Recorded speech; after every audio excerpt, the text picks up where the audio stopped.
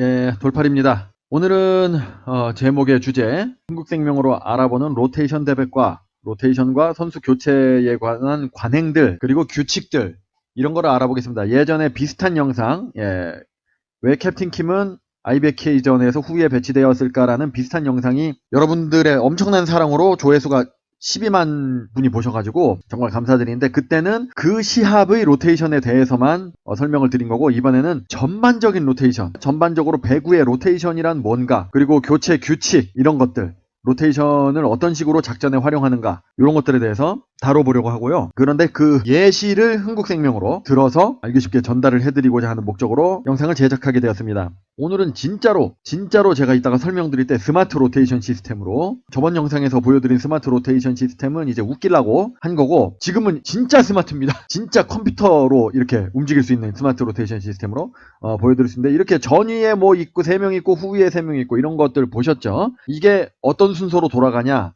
이것을 우리가 로테이션이라고 합니다. 요거는 코보 홈페이지에 로테이션에 대해서 잘 설명이 되어 있는 그 자료를 인용한 것입니다. 지금 여기 번호가 써 있잖아요. 최근에 배구에 입문하신 분이더라도 이건 아실 거예요. 이렇게 있으면은 여기에 맨 처음에 서브를 넣고, 그 다음에 서브건이 돌아가고 다시 한번 서브건이 돌아왔을 때 여기서 이쪽으로 옮기게 되죠. 이렇게 이런 식으로. 그 다음에 이렇게 옮기고, 요 방향, 위에서 내려다 봤을 때 시계 방향으로 이렇게 옮긴다는 거를 여러분들이 알 거예요. 그러면은 순서대로 하면은 1, 2, 3, 4, 5, 6 이러면은 우리가 이해하기가 쉬운데, 반대죠? 1번 자리, 2번 자리, 3번 자리, 4번 자리, 몇 번 자리냐고를 할 때 그렇게 합니다. 그래서 최초 서버 왼쪽에 있는 게 이제 6번 자리가 돼요. 이거는 뭐냐면은 서브를 넣는 순서가 되는 겁니다. 송명근이 이쪽으로 가고 이민규 선수가 이쪽으로 내려오면은 두 번째로 서브를 넣는다는 뜻이죠.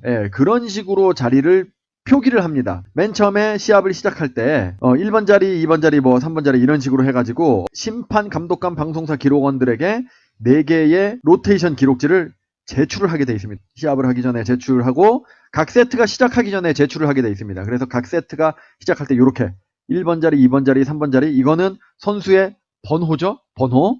1번 선수, 6번 선수, 7번 선수 등번호에 따라서 이렇게 세트가 시작될 때마다 이 기록지를 제출을 하면은 경기 감독관은 경기 감독관 기록지에 이렇게 기재를 하고 로테이션을 관리 감독하게 되는 거죠. 그리고 저번에도 이제 말씀드렸는데, 세트마다 그냥 무작위로 바꿀 수가 있습니다. 무작위로 뭐 1세트가 했는데 1세트를 졌어. 그럼 2세트에는 로테이션을 확 변화를 준다든지, 들어가는 선수를 확, 주전 선수를 변화를 준다든지, 뭐 한두 명을 바꾼다든지. 그런데 자세히 보시면은 6, 7, 14, 13, 11인데 밑에는 맨 처음에 오는 1번 자리, 2번 자리 이런 게 바뀌었죠. 그런데 6, 7, 14, 13 요거는 그러니까 5단은 동일합니다. 5단은. 이거는 규칙 때문에 동일한 게 아니고 5다마저 바뀌어버리면 선수들이 헷갈리니까 그렇게 안 한 것입니다. 그러니까 로테이션 턴은 바꾸더라도, 예를 들어서 스마트 로테이션 시스템으로, 분석 시스템으로 보시면은 이런 로테이션이 있었다고 쳐요. 근데 2세트에 박 감독이 좀 변화를 주고 싶어. 요런 식으로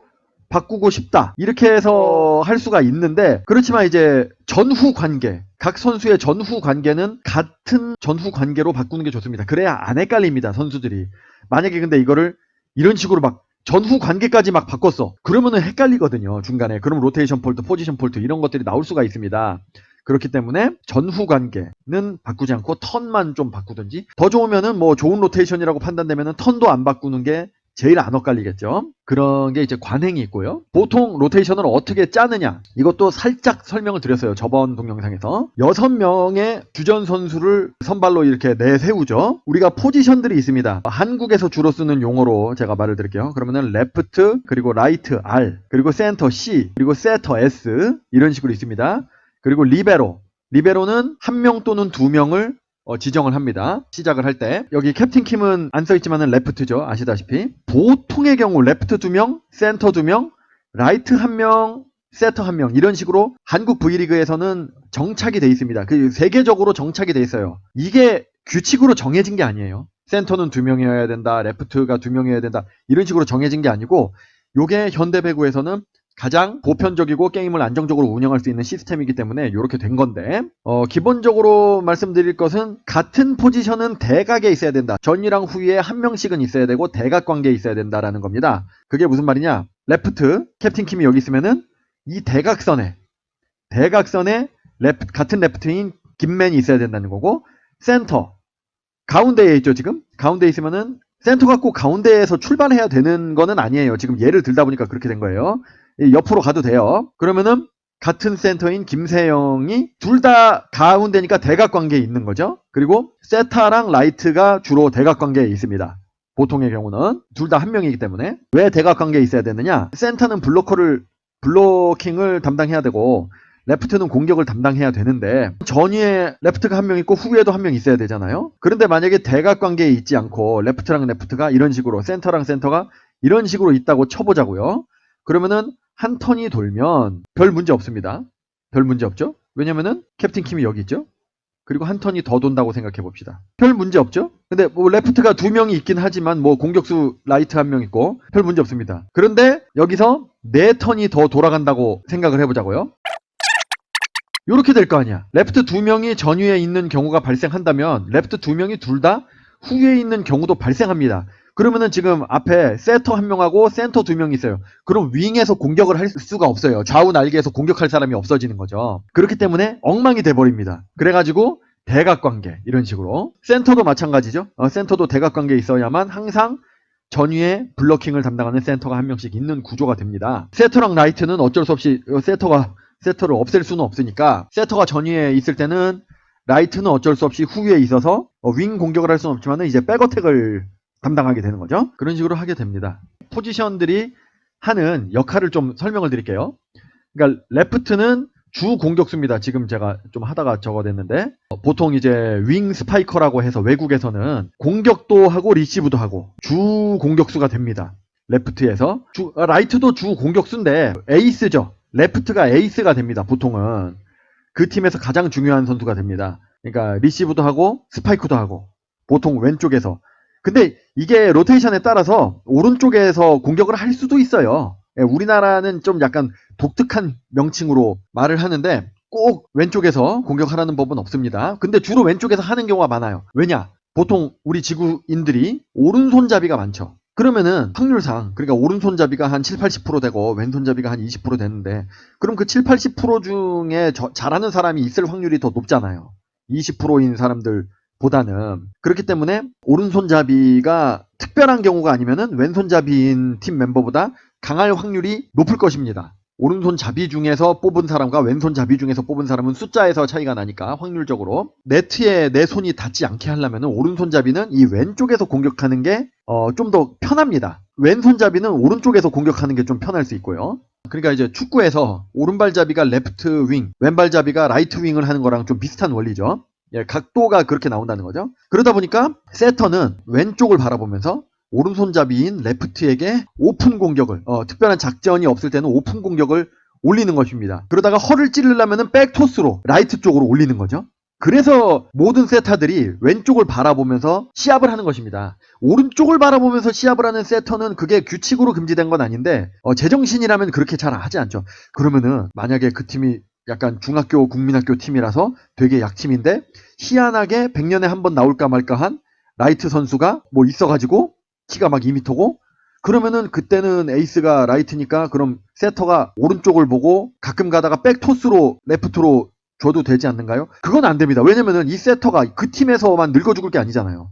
졸업하고 고등학교도 가야 되고 아니면은 프로 팀으로 갈 수도 있고 그럼 다른 팀에 적응을 못 하거든. 그렇죠. 그러니까 항상 왼쪽이 정토스가 되는 거예요. 근데 그러다 보니까 아까 리시브를 담당한다고 그랬죠. 레프트가 전위에 있는 레프트가 주 공격수이기 때문에 이 사람이 마음껏 공격을 때리게 이렇게 놔두면 안 됩니다. 상대편 입장에서는. 그러니까 상대편은 서브를 목적타를 레프트 공격수한테 몰아주게 돼 있습니다. 다른 사람 뭐 되게 리시브가 약한 사람이 있다. 그럼 그 사람한테 몰아주겠지만은 그런 게 아니라면은 공격을 방해하기 위해서 레프트에게 리시브를 몰아주기 때문에 레프트로 선수로서 밥을 벌어먹고 싶은 사람이 그런 선수가 있다면은 리시브 능력을 키워야 승승장구할 수 있겠죠. 그리고 이게 한 뭐 로테이션이 돌아서 만약에 김미연이 전위가 된다. 그럼 김미연한테 이렇게 목적타를 몰아주고 이렇게 되는 겁니다. 그러다 보니까 라이트의 공격수에게는 목적타가 안 가죠. 그러니까 리시브 능력을 키울 필요가 없습니다. 그리고 맨 처음에 서브를 받을 때 포지션도 이렇게 밖으로 나간다든지 아니면은 리시브가 거의 올 가능성이 없는 이렇게 네트에 붙어 있다든지, 리시브 받을 생각이 없는데 이렇게 가운데에 이렇게 딱 이렇게 있으면 목적타가 오겠죠. 리시브 능력이 없는 걸 아니까. 그러니까 아예 받지 않기 위해서 이렇게. 그래가지고 옛날에는 태초에 배구가 이제 생겼을 때는 왼손잡이냐 오른손잡이냐가 그 사람이 라이트를 하냐 레프트를 하냐로 판가름을 하는 가장 중요한 요소가 됐을 것입니다. 지금도 사실 그게 판가름이 돼요. 대표적으로 왼손잡이인 선수들이 문가든이라든지 황현주 같은 선수들이 라이트를 담당하죠. 근데 현재는 보통 용어도 그래서 아포지 스파이커, 윙 스파이커로 바뀌는 추세로 있는 이유가 리시브 능력이 있으면 레프트, 없으면 라이트. 그런 식으로 좀 되는 겁니다. 근데 리시브 능력도 없는데 공격도 못한다. 그러면 라이트를 할 수는 없겠죠. 예, 공격이 굉장히 강하면은 너는 공격력이 굉장히 강하니까 리시브를 면제해주마. 팀에서 그렇게 해가지고 라이트로 지정을 해주는 거죠. 주로 한국 같은 경우는 외국인 선수가 라이트를 많이 합니다. 왜냐면 공격력만 보고 극대화시키기 위해서 스카우트한 거니까.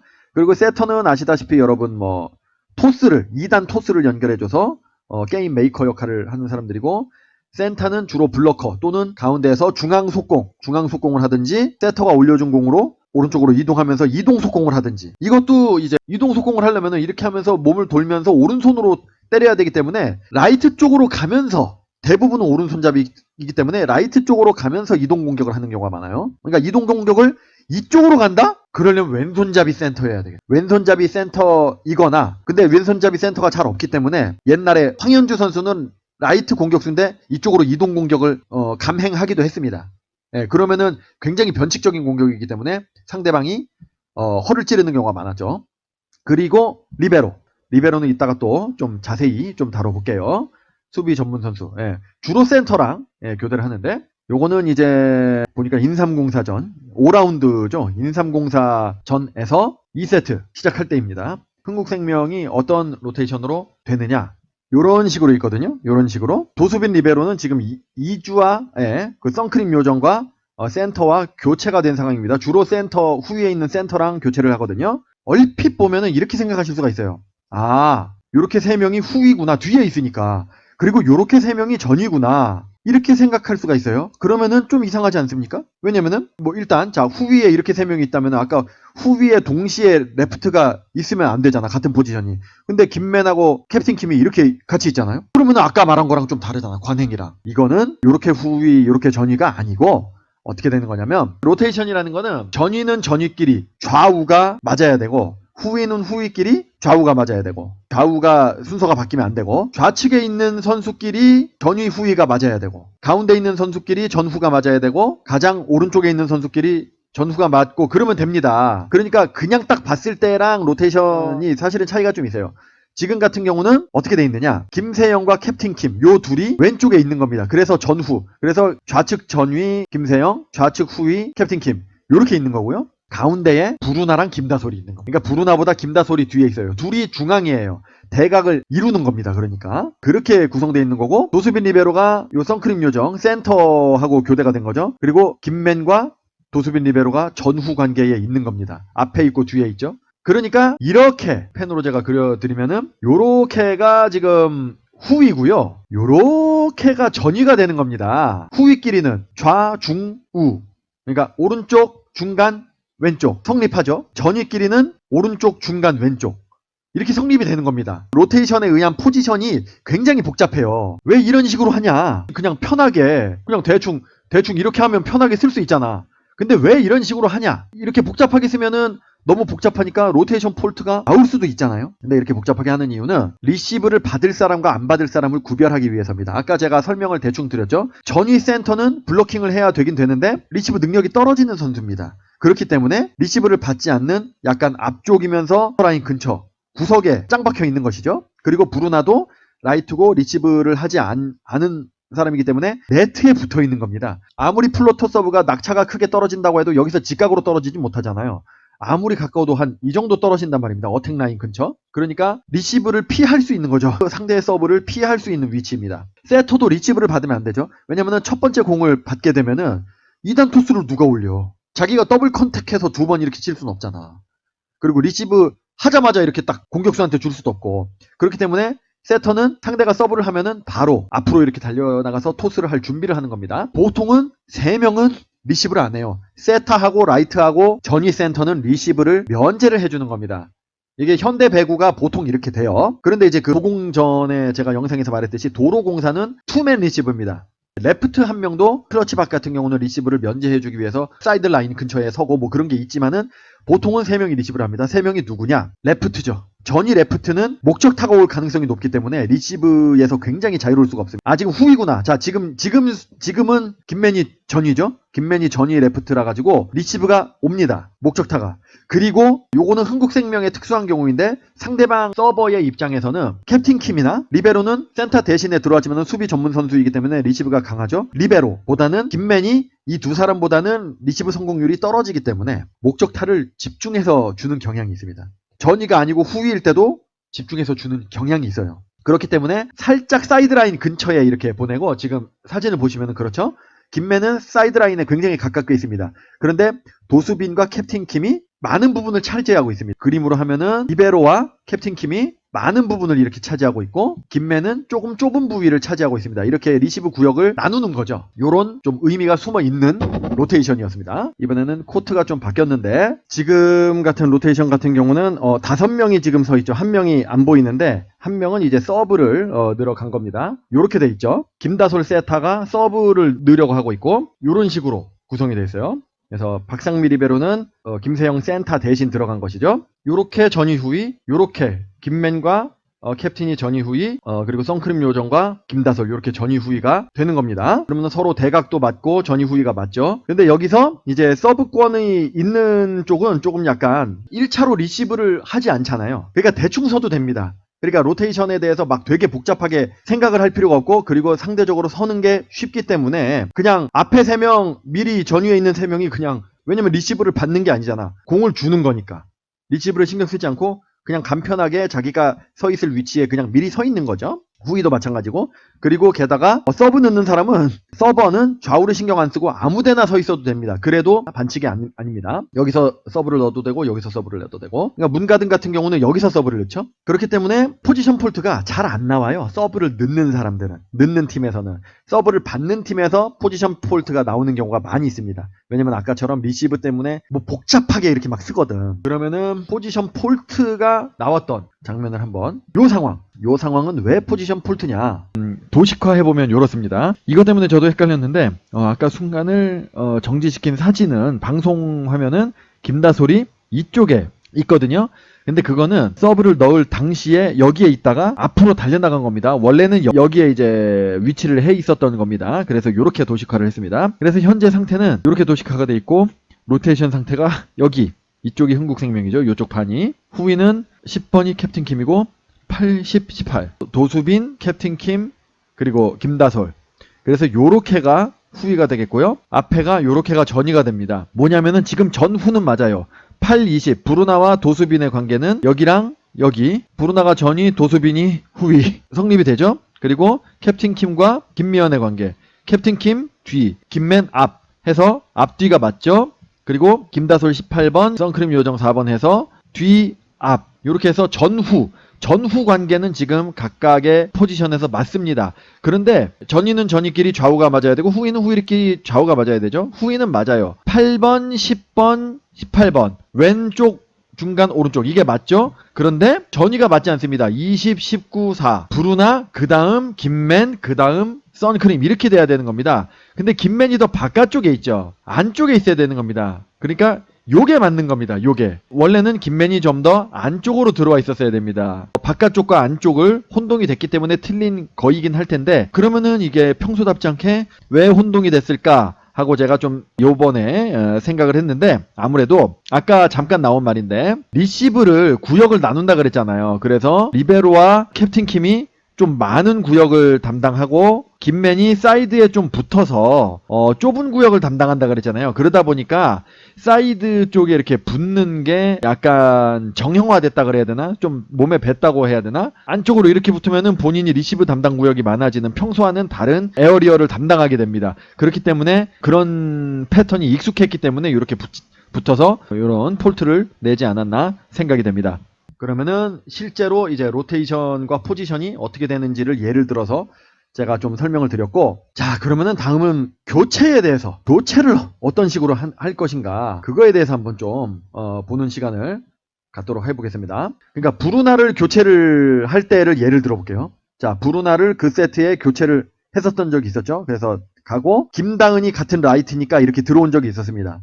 그러면은 이제 뭐 막 하겠죠. 하면서 다음에 김다은을 뺄 때는 동일한 사람하고 빼야 됩니다. 브루나랑 빼야 됩니다. 이렇게. 그거는 규칙으로 되어 있습니다. 만약에 뭐 그럴 리는 없지만 박혜진하고 만약에 브루나를 교체했었다. 그 세트 내에 다시 교체를 하면은 박혜진과 브루나를 다시 교체를 이렇게 해야 된다는 거. 그리고 또 교체를 하고 싶다? 그럼 교체를 못 해요. 한 세트에 한 번 나갔다가 들어오면은 다시는 나갈 수가 없어요. 근데 제가 알기로는 무슨 중대한 부상이나 천재지병 같은 게 있으면은 가능하다고 하는데, 그런 게 아니면은 한번 나갔다가 들어온 다음에 다시 나갈 수는 없습니다. 그게 되는 경우는 뭐냐? 후위에 있을 때. 예를 들어 이렇게 김세용 선수가 있다. 그러면은 리베로랑 교체를 해요. 그럼 로테이션이 막 돌죠? 그러면은 후위에 있는 사람은 리베로랑 자유롭게 교체가 됩니다. 그러니까 이렇게 또 들어갔다 나갔다 할 수가 있어. 단지 근데 리베로는 후위에만 존재해야 돼요. 그래서 만약에 이렇게 돼가지고 리치브가 이렇게 이런 식으로 로테이션이 한번 되고 한 번 더 로테이션이 된다. 그러면은 리베로가 전위로 올라가야 되잖아요. 이러면은 원래 멤버랑 바꿔야 됩니다. 이렇게 리베로는 전위에 위치할 수 전위의 로테이션으로 설정될 수 없기 때문에. 그래서 이 선수가 김세형 선수가 전위로 가면은 자연스럽게 대각이었던 이주하 선수가 이제 후위로 오잖아요. 그러면 또 교체할 수가 있고. 그런데 딱 하나 후위에 있어도 자유롭게 교체를 못하는 경우가 있죠. 언제냐? 이거는 외우는 게 아니라 이해하는 거죠. 이 사람이 서버일 때. 그러니까 방금 로테이션 돼서 딱 들어왔어. 득점을 한 다음에. 그러면은 리베로가 서브를 넣을 수는 없잖아요. 리베로가 뭐 서브 에이스 합니까? 이때는 안 되고 이렇게 서브를 넣어서 막 해가지고 한 점을 실점을 했어. 그러면은 로테이션이 이렇게 로테이션은 가지 않지만 상대가 로테이션이 턴이 바뀌고 우리는 서브를 받잖아요. 받기만 할 때는 이렇게 들어갈 수 있는 겁니다. 리베로라는 것을 이제 좀 간략하게 설명을 드리면은 리베로는 수비 전문 선수입니다. 그래가지고 배구를 많이 안 보셨던 분들은 우리 영원한 리베로 홍명보 선수 있잖아요. 왜 리베로야? 리베로가 라틴어일 거예요. 아마 라틴어의 일종인데 그거의 영어판이 뭐다? 리버티 아닙니까? 리버티가 자유거든요. 그 홍명보 선수가 스위퍼인데 수비수란 말입니다. 근데 가끔 가다가 자유롭게 공격 진영으로 올라가서 골을 넣잖아요. 득점을 한단 말입니다. 그래서 포지션에 구애받지 않는다. 자유로운 영혼이다 해서 리베로 이러거든요. 그런데 배구 리베로는 공격이 금지돼 있거든요. 스파이크도 못하고 전위에서 오버핸드 토스도 못하고 제약이 많거든. 반드시 수비만 해야 되는데 왜 리베로예요? 그 말은 교체가 자유롭다는 뜻에서 이제 리베로인 거죠. 그러니까 조금 용어를 왜 그렇게 맨 처음에 했는지 모르겠어요. 교체가 자유로운 게 리베로의 정체성이 아니잖아. 리베로는 수비를 전문으로 하는 선수이기 때문에 리시브 스페셜리스트 이런 식으로 하는 게 더 어울릴 것 같은데 이상하게 왜 교체에 중점을 두고 포지션 용어를 결정했는지 모르겠어요. 애당초 FIVB에서. 그거는 일단 그렇고 서브권이 바뀌고 보통 센터가 리시브 능력이 딸리기 때문에 리베로랑 교체를 해야 되는데 서브를 넣을 때는 리베로랑 교체를 할 수 없는 상황이잖아요. 그럴 경우 여러 가지 방법이 있습니다. 그냥 서브만 넣어. 서브를 넣고 수비가 좀 약해지겠죠. 그러니까 수비는 약간 좀 잘 안 되더라도 서브가 좀 강한, 예를 들어 모찌 요정 같은 경우는 모찌 요정이 이제 센터에 있었다. 그러면은 서브가 강하잖아. 그럼 서브를 일단 넣는 겁니다. 그리고 서브권이 바뀔 때 리베로랑 교체하는 그런 방법이 있고요. 아니면 이럴 때 원포인트 서버랑 교체를 하는 겁니다. 대표적으로 흥국생명에는 박현주 선수가, 우리 흥부자 박흥주라고 하겠습니다. 박흥주가 원포인트 OS, 원포인트 서버죠. 원포인트 서버는 포지션명은 아니고 이제 역할명인데, 원포인트 서버 하면은 여러분들이 서브가 굉장히 강력하기 때문에 서브로 승부를 봐야 되기 때문에 원포인트 서버를 넣는다 라고 생각을 하시는데 그게 아닙니다. 그런 경우도 있죠. 예를 들어 문가든이 원포인트 서브를 넣을 때라든지, 그리고 박흥주도 서브가 강력해서 서브 에이스를 노려봄직하죠. 많죠. 전할이라든지 여러 명이 있는데, 근데 서브가 안 강한데도 원포인트 서브를 하는 선수들이 많이 있습니다. 더 많아요. 아주 서브를 못 넣으면 안 되겠지만 보통은 서브가 강력하지 않아요. 그런 사람들은 뭐냐면은 리시브랑 디그를 하기 위해서, 서브 턴일 때는 리베로랑 교체가 안 되니까 리베로 대신 이거를 하는 겁니다. 원포인트 서버라는 것은. 그래서 사실은 수비를 담당하는 선수입니다.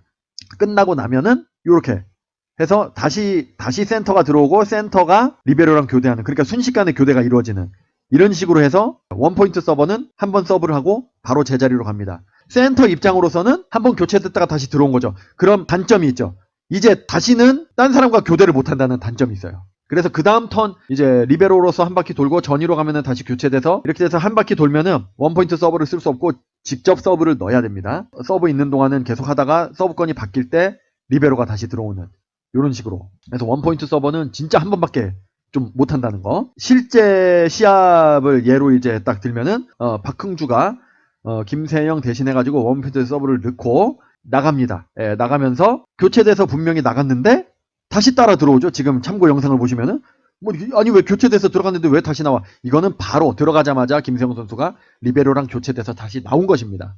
교체에 있어서 코보에서는 중요한 규칙이 뭐냐면은 지금 보이시는 번호 써있는 밥주걱 있죠? 저걸 반드시 들어야 됩니다. 저게 국제 룰은 FIVB 규정은 아니에요. 우리 국가대표 경기에서는 저거를 쓰지 않습니다. 그냥 심판한테 말만 하고 허락만 받으면 되는데 한국 프로배구는 좀 더 저 교체 규칙이 엄격합니다. 저거를 반드시 들어야 돼요. 자료 영상은 구하지는 못했는데 제가 본 시합 중에 그런 시합이 있었어요. 저 밥주걱을 잊어버린 거야. 교체 선수가. 어디다 둔지를 까먹은 거야. 순간적으로. 그래가지고 교체 신청은 했는데 교체를 안 해줘. 그러면은 얄짤없어. 교체를 안 해주고 경고 먹은 적 있어요. 그럼 경기 지연이 되잖아. 왜냐면은 그 후보 멤버들이 바빠요. 닭장 가서 응원도 했다가 작전 타임에 워밍업 해가지고 막 몸도 풀었다가 중간중간에 좀 주전 선수들 마실 뭐 물도 조제했다가 이런 게 있어야 되기 때문에 바쁘다 보면은 그 밥주걱을 어디 둔지 모를 수가 있다니까. 그래서 지금 사진에 보시면은 박흥주 선수가 닭장에서 응원을 하면서도 저거를 꼭 껴안고 있죠. 저 번호가 이제 김세영 번호거든. 언제라도 김세영을 이제 저 코트 밖으로 끌어내기 위해서 저 번호를 계속 들고 있는 거지. 원포인트 서버로 투입되는 일이 많기 때문에 저거를 잊어버리지 않기 위해 어딜 가든지 저렇게 소지를 하고 있는 겁니다. 그러니까 리베로는 자유롭기 때문에 저게 없이 그냥 터치만 하고 들어가면 돼요. 이런 식으로. 리베로는 밥주걱이 필요 없습니다. 그렇기 때문에 교체가 굉장히 상대적으로 매우 자유롭다는 것이죠. 그럼 다음으로 서베로라는 개념. 서베로라는 거는 공식 용어가 아니고 애칭이죠. 팬들이 붙여준 이름인데 서브 넣는 리베로다. 뭐 이런 얘기예요. 그게 무슨 말이냐? 리베로는 서브를 못 넣지 않느냐? 그러니까 공식 용어가 아니라는 거죠. 이 흥국생명에서도 예를 들 수가 있더라고요. 저번 시합에서 보시다시피 박상민 선수가 서브를 넣습니다. 그리고 리베로 옷을 안 입었죠. 참고로 리베로는 색깔이 다른 옷을 입어야 되죠. 다른 팀원하고 달리. 그것도 이따가 말씀을 드릴 건데, 그럼 뭐냐? 맨 처음에 시합을 시작할 때 리베로로 등록을 안 한 겁니다. 전화를. 왜냐? 서베로를 하기 위해서. 애칭 서베로. 그러니까 서브를 이렇게 넣고, 그러니까 리베로 도수빈은 이미 후위에 있어. 지금 아마 센터를 대신해서 도수빈이 있었나? 지금 그 자료 화면을 제가 보면서 설명을 하는 게 아니고 후에 편집해서 붙여놓은 거기 때문에 정확치는 않아요. 그런 상황에서 박상미가 서브를 넣는 거죠. 이 박상미는 계속 이제 후위에서 이렇게 로테이션을 하면서 수비를 계속 대신하는 거죠. 그러니까 수비에 리베로를 2명을 동시에 넣을 수는 없기 때문에 이런 식으로 변칙적으로 한 명을 리베로가 아닌 걸로 등록을 해가지고 후위에 리베로가 2명이 필요할 정도의 그런 작전이 필요하다고 판단될 때 2명을 둘 다 수비를 보강하기 위해서 리시브와 디그를 보강하기 위해서 투입을 하기 위해서 그런 시합이 있을 때는 리베로 한 명을 리베로로 등록을 시키지 않고 일반 멤버로 등록을 시키는 겁니다. 그러면은 서브권에 있을 때도 리시브가 약한 사람이 서브권에 있을 때도 빼서 대신 서브를 넣을 수도 있는 거죠. 그런 걸 노린 게 되겠고, 여담으로 그래서 리베로는 옷을 다른 멤버들하고 명확히 구별되는 색깔로 옷을 입어야 됩니다. 제 기억에 그때 흥국생명이었을 거예요. 이번 시즌은 아니고 옛날인데 리베로 중에 한 명이 실수로 비슷한 색깔에 구별이 안 되는 옷을 입고 온 거야. 그러면은 경기를 속행을 안 시켜요. 경기가 시작이 안 됩니다. 그러면은 어떻게 해야 돼요? 집에 가서 갈아입고 오나요? 그럴 순 없잖아요. 그래가지고 지금 보시다시피 조끼, 지금 저 선수는 이제 흥국생명 선수는 아닌데 그때도 그러니까 흥국생명에서 그 리베로가 조끼를 입고 명확히 구별이 되도록 조치를 취하고 시합을 속행했던 그런 기억이 있고요. 지금 그림에서 보시는 선수는 그때 임명옥 리베로가 이제 아마 부상이라서 이제 빠져가지고 다른 리베로가 한 명이 있었는데, 그때도 그 리베로, 신인 리베로 선수가 이제 교체를 하는데 리베로로 등록이 맨 처음에 안 된 선수였어. 이거는 명확하진 않은데 거의 맞을 거예요. 리베로를 한 명만 등록했는데 그런 경우에는 다른 선수를 추가로, 왜냐면 2명까지 되잖아. 그 한 명 추가 등록은 시합 중에 갑자기 할 수가 있는 것 같아요. 그래서 보시다시피 원래 리베로가 아니었는데 갑자기 리베로로 들어간 거지. 날벼락처럼. 자, 그렇습니다. 이런 식으로 해가지고 로테이션과 교체, 리베로, 서베로 이런 그 시스템에 대해서 오늘 흥국생명을 예로 들어서 제가 정리를 해봤고요. 이런 거를 좀 참고하셔서 플레이오프와 챔피언 결정전을 보시면은 더욱더 좀 재밌는 플레이오프가 되지 않을까 좀 생각이 됩니다. 그렇습니다. 저는 플레이오프 리뷰, 시합 리뷰를 작성해가지고 다시 또 좀 돌아오겠습니다. 오늘이 날짜가 날짜인 만큼 플레이오프 전에는 마지막 영상이 될 것 같네요. 예, 그러면은 플레이오프 때 또 뵙겠습니다. 배구 매거진 돌팔이었습니다.